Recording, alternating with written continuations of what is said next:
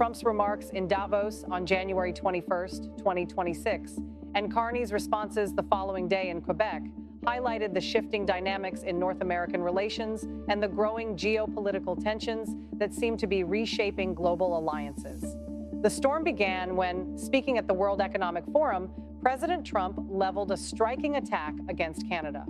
In his typically combative style, Trump told the audience, "By the way, Canada gets a lot of freebies from us. They should be grateful also, but they're not.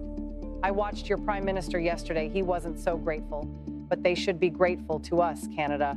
Canada exists because of the United States." Remember that, Mark, the next time you make your statements. These words, coming from the leader of the United States, were direct and pointed, questioning Canada's independence and placing the onus on the U.S. as the country that supposedly allowed Canada to exist.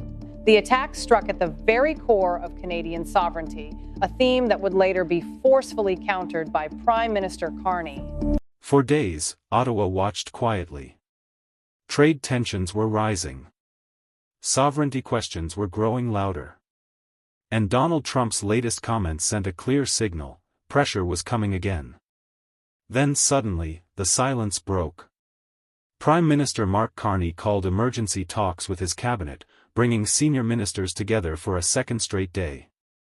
The agenda was serious: sovereignty, trade, and how Canada should respond as uncertainty from Washington intensifies once more. This wasn't routine politics. This was damage control and strategic positioning. Just hours earlier, Carney had publicly taken aim at Donald Trump's latest rhetoric, making it clear that Canada would not be dictated to, pressured, or sidelined when it comes to national interests.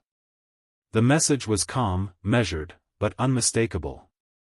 Behind closed doors, cabinet discussions focused on how Canada protects its sovereignty while navigating a global economy that's becoming more fractured by the day. Trade relationships are shifting. Alliances are being tested. And unpredictability from the United States is once again forcing Ottawa to think several moves ahead. Political observers say the timing of these talks matters. Calling back cabinet members for a second day sends a signal, not just to Canadians, but to Washington and global partners, that Canada is taking this moment seriously. At the center of it all is Carney's leadership style. Unlike loud confrontations or dramatic threats, Carney's approach has been calculated. Firm, but disciplined.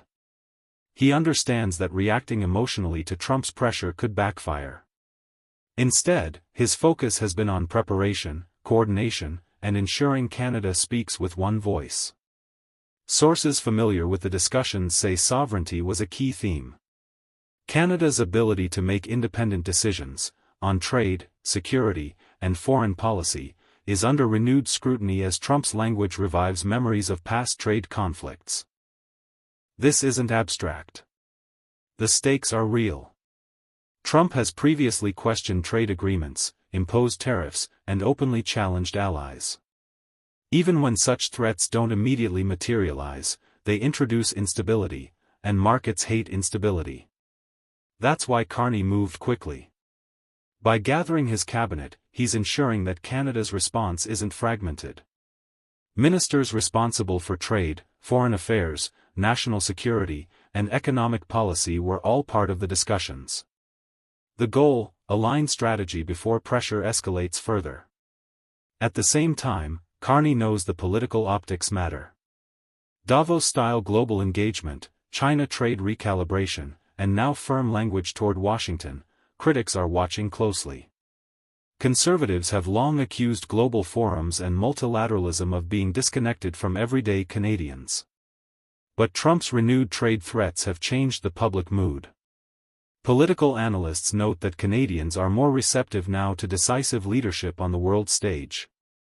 If external pressure risks Canadian jobs, industries, or sovereignty, voters expect their Prime Minister to act, and act early. That context makes these emergency cabinet talks more than symbolic. They are about readiness. Carney has repeatedly emphasized that Canada must diversify its trade, reduce over-reliance on any single partner, and protect critical industries. Trump's unpredictability only reinforces that argument. Inside cabinet, discussions also focused on messaging. Carney understands that every word matters when dealing with a volatile counterpart. Too soft, and Canada looks weak. Too aggressive, and tensions spiral. The balance is delicate. That's why Carney's public tone has been restrained, even as his private preparations intensify. He isn't escalating, he's insulating. One senior academic described it this way: Trump creates pressure through noise. Carney responds with structure. And that contrast is intentional. While Trump thrives on disruption, Carney's strength lies in predictability, reassuring investors, allies, and Canadians that Ottawa has a steady hand on the wheel. There's also a broader strategic layer here. As global trade fractures into competing blocs, middle powers like Canada face tougher choices. Align too closely with Washington, and you risk being dragged into confrontations. Drift too far, and you risk retaliation. Carney's cabinet talks reflect that reality. Canada must be flexible, but firm. Cooperative, but sovereign. These meetings are not about reacting to one headline. They're about planning for scenarios, tariffs, trade renegotiations, diplomatic pressure, before they arrive. And that's why the second day matters. It signals that this isn't a one-off briefing. It's an ongoing strategic response. Trump may thrive on unpredictability, but Carney is building a buffer against it. Critics may demand louder pushback. Others may warn against provoking Washington. But Carney's approach suggests something deeper: leadership isn't about volume, it's about preparedness. As cabinet doors closed for the second day, one thing was clear. Canada is not panicking. Canada is not reacting blindly. Canada is preparing. And that, perhaps, is the strongest response of all. Because in moments of global uncertainty, the leaders who move early, quietly, methodically, often shape the outcome before the storm fully arrives. Trump has fired a warning shot. Carney has answered, not with noise, but with strategy. And the next moves may define Canada's position in a world where economic pressure and political power are once again tightly intertwined.